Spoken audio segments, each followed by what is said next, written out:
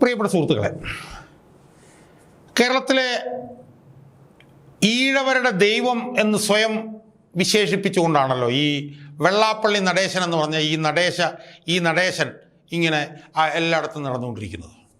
ഈഴവന് വേണ്ടി ജീവിതം ഒഴിഞ്ഞു വെച്ച ആളാണ് താൻ എന്നാണ് നടേശൻ പറഞ്ഞുകൊണ്ടിരിക്കുന്നത്. ഈഴവരുടെ കൺകണ്ട ദൈവമാണ് താൻ എന്നാണ് ഈ നടേശൻ, ഈ അഴിമതിക്കാരനായിട്ടുള്ള നടേശൻ പറഞ്ഞുകൊണ്ടിരിക്കുന്നത്. ഈഴവനെ എല്ലാവരും അവഗണിക്കുന്നു, രാഷ്ട്രീയത്തിൽ ഈഴവനെ എല്ലാവരും അവഗണിക്കുന്നു. ഈഴവനേക്കാൾ കൂടുതൽ ആനുകൂല്യങ്ങൾ ക്രിസ്ത്യാനികൾക്കും മുസ്ലിങ്ങൾക്കും ലഭിക്കുന്നു, ഈഴവർ വഞ്ചിക്കപ്പെടുന്നു എന്ന് പറഞ്ഞുകൊണ്ടാണ് ഈ ഈഴവരുടെ സ്വയം പ്രഖ്യാപിത ദൈവം ഇങ്ങനെ അങ്ങോട്ടും ഇങ്ങോട്ടും ഈ 89ാമത്തെ വയസ്സിൽ ഈ അഴിമതി നടത്തി ഇങ്ങനെ അങ്ങോട്ടും ഇങ്ങോട്ടും നടക്കുന്നു. സുഹൃത്തുക്കളെ, ഞാൻ ഈ വീഡിയോയിലൂടെ കാര്യകാരണ സഹിതം തെളിവുകളുടെ അടിസ്ഥാനത്തിൽ എൻ്റെ പ്രേക്ഷകരോട് പറയാൻ പോകുന്നത്, ഈ നടേശൻ എന്ന് പറഞ്ഞ ഈ അഴിമതിക്കാരനായിട്ടുള്ള ഈ 89 വയസ്സുകാരൻ അടിമുടി അല്ലെങ്കിൽ ഊടുപാടും വഞ്ചിച്ചു കൊണ്ടിരിക്കുന്നത് ഈഴവ സമുദായത്തെയാണ് എന്നാണ് ഈ വീഡിയോയിലൂടെ ഞാൻ തെളിയിക്കാൻ പോകുന്നത്. അയാൾ ആർക്കു വേണ്ടിയാണോ പോരാടുന്നത് എന്ന് അയാൾ അവകാശപ്പെടുന്നു, ആ വിഭാഗത്തിനെ, അതായത് ഈഴവരുടെ ഉന്നമനത്തിന് വേണ്ടിയാണ് തൻ്റെ ജീവിതം ഒഴിഞ്ഞു വെക്കുന്നത് എന്നാണല്ലോ നടേശൻ പറഞ്ഞുകൊണ്ടിരിക്കുന്നത്. ആ നടേശൻ ഏറ്റവും കൂടുതൽ വഞ്ചിച്ചു കൊണ്ടിരിക്കുന്നത് ഈഴവ സമുദായത്തെയാണ് എന്നാണ് ഞാൻ ഈ വീഡിയോയിലൂടെ തെളിയിക്കാൻ പോകുന്നത്. സുഹൃത്തുക്കളെ, എന്താണെന്ന് ചോദിച്ചാൽ, ഈ പിന്നോക്ക സമുദായ കോർപ്പറേഷൻ പറഞ്ഞിട്ട് സംസ്ഥാന സർക്കാരിൻ്റെ ഒരു പൊതുമേഖലാ സ്ഥാപനമുണ്ട്. അവർ ഈ പിന്നോക്ക വിഭാഗങ്ങൾക്ക് സാമ്പത്തിക സഹായം നൽകുക എന്ന ലക്ഷ്യത്തോടുകൂടി പ്രവർത്തിക്കുന്ന ഒരു സ്ഥാപനമാണ് പിന്നോക്ക കോർപ്പറേഷൻ. അവർ കുറഞ്ഞ പലിശയ്ക്ക് ഈ പിന്നോക്ക സമുദായങ്ങൾക്കെല്ലാം വായ്പകൾ കൊടുക്കും. ആ വായ്പ ഉപയോഗിച്ചുകൊണ്ട് അവർക്ക് പല പ്രവർത്തനങ്ങൾ നടത്താം. കുറച്ച് കൂടുതൽ പലിശ അവർക്ക് മേടിക്കത്തക്ക വിധത്തിൽ ഈ പിന്നോക്ക മതവിഭാഗങ്ങൾക്കെല്ലാം കുറഞ്ഞ പലിശയ്ക്ക് വലിയ സാമ്പത്തിക സഹായം ചെയ്യുന്ന ഒരു സ്ഥാപനമാണ് പിന്നോക്ക വികസന കോർപ്പറേഷൻ. സുഹൃത്തുക്കളെ, ആ പിന്നോക്ക വികസന കോർപ്പറേഷൻ 2013-14 വർഷത്തിൽ ഈ ഈഴവർക്ക് മൈക്രോ ലോൺ കൊടുക്കുന്നതിനായി ഏതാണ്ട് 18.85 കോടി രൂപ അനുവദിക്കുകയുണ്ടായി. അതായത് 18.85 കോടി രൂപ ഈ ഈഴവർക്ക്, അല്ലെങ്കിൽ അതായത് ഈഴവർക്കെന്നല്ല, SNDP-യിലെ ദാരിദ്ര്യരേഖയ്ക്ക് താഴെയുള്ള പട്ടിണി പാവങ്ങൾക്ക്, നമ്മൾ ഓർത്തോണം, SNDP-യിലെ തന്നെ ദാരിദ്ര്യരേഖയ്ക്ക് കീഴിലുള്ള പട്ടിണി പാവങ്ങൾക്ക് 3% പലിശ നിരക്കിൽ മൈക്രോ ലോൺ കൊടുക്കുന്നതിനായി പിന്നോക്ക കോർപ്പറേഷൻ 2013-14 ഏതാണ്ട് 18.85 കോടി രൂപ അനുവദിച്ചു, SNDP-ക്ക് അനുവദിച്ചു. അപ്പം ഉദ്ദേശിക്കുന്നത് എന്താണെന്ന് വെച്ചാൽ, ഈ ലോൺ ഈ തുക SNDP-യുടെ അക്കൗണ്ടിൽ ചേർത്തതിന് ശേഷം ഇതിനുവേണ്ടി രൂപീകരിച്ചിട്ടുള്ള, ഈ മൈക്രോ ലോൺ കൊടുക്കാൻ വേണ്ടി രൂപീകരിച്ചിട്ടുള്ള ഗ്രൂപ്പുകളിലൂടെ വിതരണം ചെയ്യാനും, ആ ഗ്രൂപ്പുകൾ അതിന് 5% വരെ പലിശ വാങ്ങാനും ഉള്ള ആ ഒരു എഗ്രിമെൻ്റാണ് SNDP-യും പിന്നോക്ക കോർപ്പറേഷനും തമ്മിൽ ഇട്ടത്. ഇപ്പോൾ ഈ മൈക്രോ ലോൺ മേടിക്കുന്ന ഗ്രൂപ്പുകളുണ്ട്, അവർക്കൊരു 2% കൂടുതൽ പലിശ കിട്ടും. അങ്ങനെ കിട്ടുമെന്നും പറഞ്ഞിട്ടാണ് ഒരു എഗ്രിമെൻറ്റ് SNDP-യും പിന്നോക്ക വികസന കോർപ്പറേഷനുമായി ഏർപ്പെട്ടത്. എന്നാൽ എന്താ സംഭവിച്ചതെന്നറിയാവോ? ഈ നടേശൻ എന്ന് പറഞ്ഞ ഈ അഴിമതിക്കാരൻ്റെ നേതൃത്വത്തിൽ ഉള്ള SNDP, കാരണം അയാൾ അന്നും അതിൻ്റെ ജനറൽ സെക്രട്ടറി ആയിരുന്നല്ലോ, SNDP ഈ പിന്നോക്ക കോർപ്പറേഷനുമായി ഒപ്പുവെച്ച എഗ്രിമെൻറ്റിന് പകരം അവരിൽ നിന്ന് കിട്ടിയ ഈ 18.85 കോടി രൂപയുടെ 18.85 കോടി രൂപ SNDP-യുടെ അക്കൗണ്ടിൽ വരവ് വെച്ചതിന് ശേഷം ഈ മൈക്രോ ലോൺ കൊടുക്കാനായി രൂപീകരിക്കുന്ന ഈ ഗ്രൂപ്പുകൾക്ക് കൊടുക്കുന്നതിന് പകരം ഇയാൾ എന്ത് ചെയ്യുന്നറിയാമോ? ഈ നടേശൻ, ഈ അഴിമതി നടേശൻ എന്ത് ചെയ്യുന്നു ചോദിച്ചാൽ, അത് വൻകിട മുതലാളിമാർക്കും മറ്റ് ബ്ലേഡ് പലിശയ്ക്ക് കൊടുത്ത് അതിൽ നിന്ന് കോടിക്കണക്കിന് രൂപ അയാൾ തട്ടിയെടുത്തു. സുഹൃത്തുക്കളെ, ആലോചിച്ച് നോക്കണം.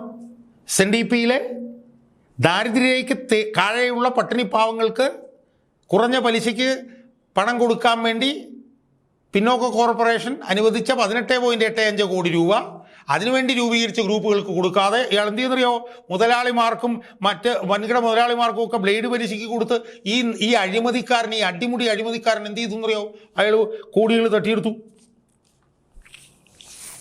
ഇതിനെതിരെ അന്ന് കേസുമായി വന്ന ആരാന്നറിയോ, സാക്ഷാൽ VS അച്യുതാനന്ദൻ.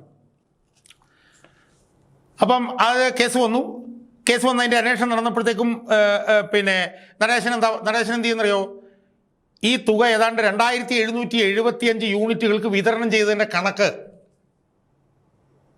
നടേശൻ എന്ത് ചെയ്തു, വിജിലൻസിന് ഹാജരാക്കി. അപ്പോൾ കള്ളക്കണക്ക് ഹാജരാക്കി. അതാണ് നമ്മൾ പിന്നീട് അതിലേക്ക് വരികയാണ്. എന്നാൽ വിശദമായി ഇതിൻ്റെ കണക്ക് പരിശോധിച്ചപ്പോൾ SNDP ഇത് 2775 യൂണിറ്റുകൾക്ക് കൊടുത്തു എന്ന് പറഞ്ഞില്ലേ, ആ സംഘങ്ങളെല്ലാം വ്യാജമാണെന്ന് കണ്ടുപിടിച്ചു. അപ്പോൾ ഇയാളെന്താ യഥാർത്ഥത്തിൽ ചെയ്തത്, ഇയാൾ ഈ 18.85 കോടി രൂപ വലിയ പണക്കാർക്കൊക്കെ ബ്ലേഡ് പലിശയ്ക്ക് കൊടുത്ത പണം മുഴുവൻ തട്ടിയെടുത്തതിന് ശേഷം ആ പണം 2775 ഗ്രൂപ്പുകൾക്ക് കൊടുത്തു എന്നുള്ള കള്ളരേഖ ഉണ്ടാക്കി സമർപ്പിച്ചു. അത് മുഴുവൻ വ്യാജ സംഘങ്ങളായിരുന്നുവെന്ന് അന്വേഷണ ഏജൻസി കണ്ടെത്തി. അതിനെ തുടർന്ന് വിജിലൻസ് ഇതിനെതിരെ കേരളത്തിലെ 14 ജില്ലകളിലായി 124 കേസുകൾ രജിസ്റ്റർ ചെയ്ത് അന്വേഷണം നടത്തി. 124 കേസുകൾ രജിസ്റ്റർ ചെയ്ത് അന്വേഷണം നടത്തി. പക്ഷേ കഴിഞ്ഞ 8 വർഷമായി ഇതിൻ്റെ അന്വേഷണത്തിൽ ഒരു പുരോഗതി ഉണ്ടായില്ല. കാരണം എന്താ, പിണറായി വിജയനാണ് അന്വേഷിച്ചുകൊണ്ടിരുന്നത്, പിണറായി വിജയനാണ് ഇവിടെ ഭരിച്ചുകൊണ്ടിരുന്നത്. മനസ്സിലായില്ലേ? അതുകൊണ്ടാണ് ഇതിൽ അന്വേഷണത്തിൽ ഒരു പുരോഗതിയും 8 വർഷം ഉണ്ടായില്ല. അങ്ങനെ ഉണ്ടാകാതിരുന്നതിനെ തുടർന്ന് SNDP സംരക്ഷണ സമിതി ഇതുമായി ബന്ധപ്പെട്ട് പിന്നെ കോടതിയെ സമീപിച്ചു. ഒരു PS രാജീവ് എന്ന് പറഞ്ഞിട്ടുള്ള ഒരു വ്യക്തിയാണ് ഇതിൻ്റെ വർക്കിംഗ് ചെയർമാൻ. അവരുടെ നേതൃത്വത്തിൽ അവർ കോടതിയെ സമീപിച്ചു. ഈ കേസിൽ അവർക്ക് 5/2/2024 അവർക്കൊരു ഇടക്കാല ഉത്തരവ് ലഭിച്ചു. അതിൽ പറഞ്ഞത് 124 കേസുകൾ രജിസ്റ്റർ ചെയ്തു. അതിൽ 21 എണ്ണത്തിൻ്റെ അന്വേഷണം പൂർത്തിയാക്കി റിപ്പോർട്ട് കേസിൽ റിപ്പോർട്ട് ഹാജരാക്കി. 124 കേസ് രജിസ്റ്റർ ചെയ്തു. പക്ഷേ അതിൽ ആ കേസിൽ 21 എണ്ണത്തിൽ അന്വേഷണം പൂർത്തിയാക്കി അതിൻ്റെ കുറ്റപത്രം സമർപ്പിച്ചു. അതിൽ SNDP ജനറൽ സെക്രട്ടറി നടേശന് 1-ാം പ്രതിയും പ്രസിഡന്റ് MN സോമന് 2-ാം പ്രതിയും അന്തരിച്ച ഒരു മഹേശനുണ്ട്. മഹേശൻ ഒരു ഘട്ടത്തിൽ ഈ നടേശൻ ഏറ്റവും വലിയ അടുത്ത ആളായിരുന്നു. പിന്നീട് അയാൾ ആത്മഹത്യയാണ്. അദ്ദേഹത്തിന് 3-ാം പ്രതിയാക്കി നൽകിയ അന്വേഷണ റിപ്പോർട്ട് അത് ബന്ധപ്പെട്ട കോടതിയിൽ ഹാജരാക്കി കുറ്റപത്രം വായിക്കുകയോ 113 കേസുകളിൽ ഒരു മാസത്തിനകം റിപ്പോർട്ട് സമർപ്പിക്കാം എന്ന് ഉറപ്പ് നൽകുകയോ ചെയ്തെങ്കിൽ അത് ഇതുവരെ ചെയ്തിട്ടില്ല സുഹൃത്തുക്കളെ. 124 കേസുകളിൽ 21 എണ്ണത്തിൽ കുറ്റപത്രം സമർപ്പിച്ചു. അതിൽ വെള്ളാപ്പള്ളി ഈ പറഞ്ഞ പോലെ നടേശനും അവരുടെ പ്രസിഡന്റ് സോമനും ഒക്കെ പ്രതിയായിരുന്നു. അതുമായി ബന്ധപ്പെട്ട് അതിനെ തുടർന്നുള്ള ബാക്കിയുള്ള 103 കേസുണ്ട്. അത് ഒരു മാസത്തിനധികം റിപ്പോർട്ട് സമർപ്പിക്കാമെന്ന് പറഞ്ഞു. പക്ഷേ ഒരു ചുക്കും സംഭവിച്ചില്ല. അത് സംഭവിക്കാറുണ്ട്. എന്തുകൊണ്ടാണ്? പിണറായി വിജയൻ മുഖ്യമന്ത്രി ആയിരുന്നുകൊണ്ടാണ്, നടേശൻ രക്ഷിക്കാൻ നിൽക്കുന്നതുകൊണ്ടാണ് അതിനകത്ത് ഒന്നും സംഭവിക്കാൻ. ഇതിനിടയിൽ വേറൊരു സംഭവം നടന്നു. തട്ടിപ്പ് നടത്തിയ 15.85 കോടി രൂപയിൽ പിന്നോക്ക കോർപ്പറേഷന് ബാക്കി കൊടുക്കാനായിട്ട് ഒരു 3.6 കോടി രൂപ കൊടുക്കാനുണ്ടായിരുന്നു. ഈ 15.85 കോടി രൂപയിൽ പിന്നോക്ക കോർപ്പറേഷന് കൊടുക്കാനുണ്ടായിരുന്ന 3.6 കോടി രൂപ തിരിച്ചടയ്ക്കാൻ നടേശന് കോർപ്പറേഷൻ കത്ത് കൊടുത്തു. പക്ഷേ നടേശൻ അത് തിരിച്ചടയ്ക്കാൻ തയ്യാറായില്ല. അത് തയ്യാറാവാത്തതുകൊണ്ട് ഈ തുകയിൽ ബാക്കിയുള്ള 3,60,60,000 രൂപ ഈടാക്കാനുള്ള റവന്യൂ റിക്കവറി നടക്കുകയും ഇത് പ്രകാരം SNDP ആസ്ഥാനത്തിൽ ജപ്തി നോട്ടീസ് പതിക്കുകയും ചെയ്തു. ആ ജപ്തി നോട്ടീസ് പതിച്ചിട്ട് എന്താ സംഭവിച്ചത്? നാളിതുവരെ ഈ കേസിൽ ഹാജരായി നിരപരാധിയാണെങ്കിൽ അത് തെളിയിച്ചുകൊണ്ട് കേസ് തള്ളിക്കളയാനോ, അല്ലാത്ത പക്ഷം ഈ കുടിശ്ശിക ഒടുക്കി ഇടപാട് തീർത്ത് യോഗത്തിൻ്റെ ഓഫീസിൻ്റെ ജപ്തി ഒഴിവാക്കാനോ കഴിഞ്ഞിട്ടില്ലാത്തതിനാൽ ഇപ്പോഴും യോഗം ഓഫീസിൻ്റെ ജപ്തി നിലനിൽക്കുകയാണ്. അപ്പോൾ ഈ ജപ്തി നോട്ടീസ് കിട്ടുമ്പോൾ ഒന്നുകിൽ അത് തള്ളിക്കളയാനോ അല്ലെങ്കിൽ അത് അടച്ച് ജപ്തി ഒഴിവാക്കാനോ കഴിയാത്തത് കൊണ്ട് ഇപ്പോഴും ഓഫീസിൻ്റെ ജപ്തി നിലനിൽക്കുകയാണ് സുഹൃത്തുക്കളെ.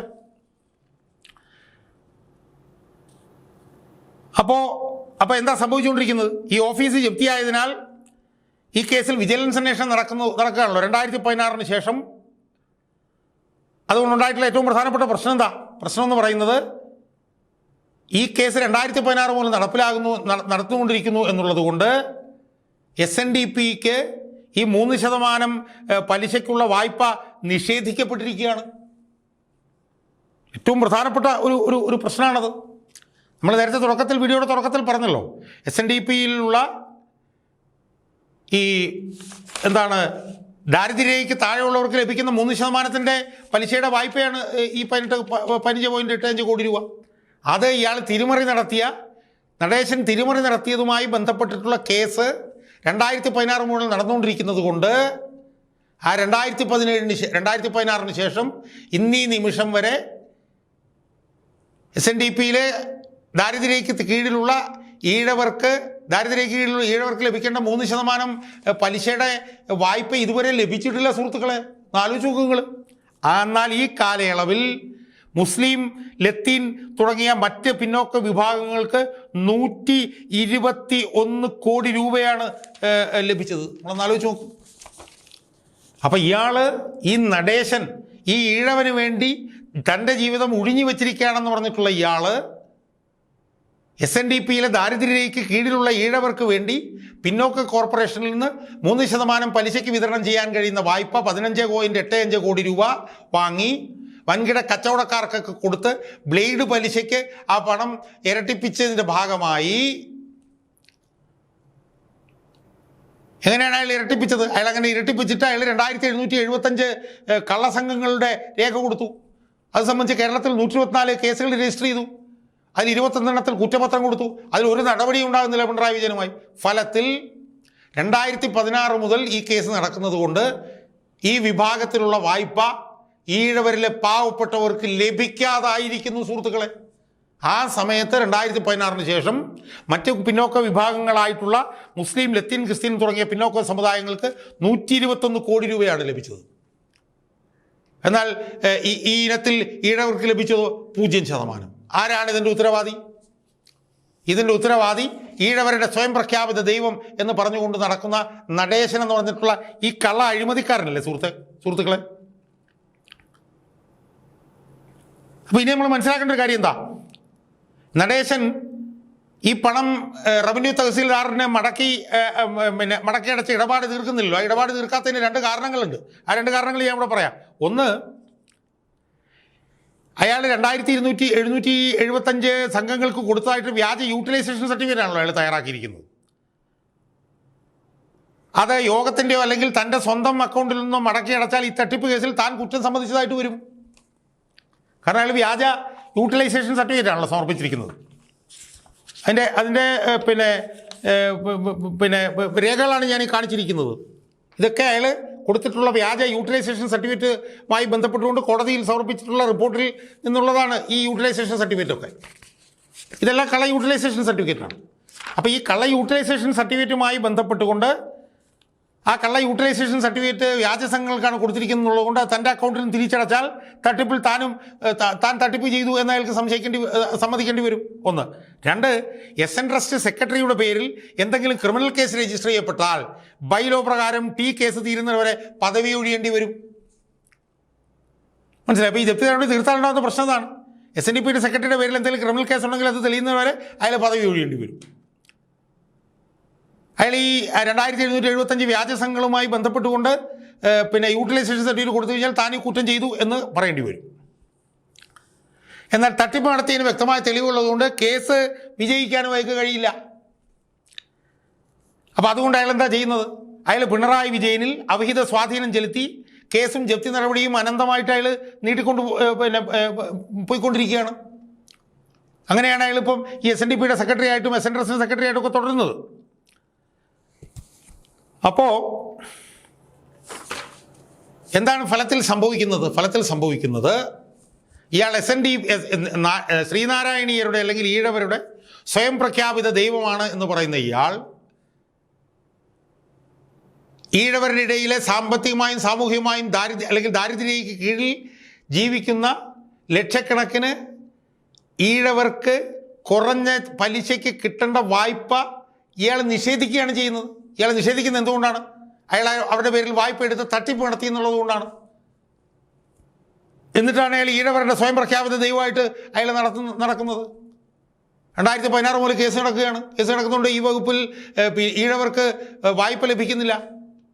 ലക്ഷക്കണക്കിന് ഈഴവർക്ക് വായ്പ ലഭിക്കാത്തപ്പോഴാണ് ഞാൻ നേരത്തെ സൂചിപ്പിച്ചതുപോലെ ഈ കാലയളവിൽ മുസ്ലിം ലത്തീൻ ക്രിസ്ത്യാനികൾക്ക് ഏതാണ്ട് 121 കോടിയോളം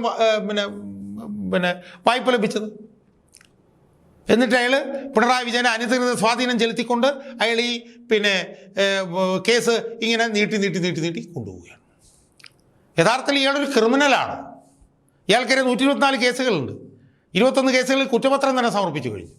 ആ ക്രിമിനൽ യഥാർത്ഥത്തിൽ ഏറ്റവും കൂടുതൽ വഞ്ചിക്കുന്നത് കേരളത്തിലെ ഈഴവരെയാണ് എന്നതിൻ്റെ കാര്യകാരണ സഹിതമുള്ള തെളിവ്, അർത്ഥശങ്കയ്ക്കിടയില്ലാത്ത തെളിവുകളാണ് ഞാൻ എൻ്റെ പ്രേക്ഷകരുടെ മുന്നിൽ സമർപ്പിച്ചിട്ടുള്ളത്. അതുകൊണ്ട് ഇയാളുടെ ശിഷ്യന്മാരെന്ന് പറഞ്ഞ് നടക്കുന്ന ഏതാനും 1000 ഈഴവരുണ്ടെങ്കിൽ അവരെങ്കിലും മനസ്സിലാക്കുക, ഇയാൾ അടിമുടി, ഇയാൾ ഊടുപാടും, ഇയാൾ ലോക്ക് സ്റ്റോക്ക് ആൻഡ് ബാരൽ എന്ന് പറഞ്ഞത് ബാരൽ എന്ന നിലയിൽ വഞ്ചിച്ചു കൊണ്ടിരിക്കുന്നത് കേരളത്തിലെ ഈഴവരെയാണ്.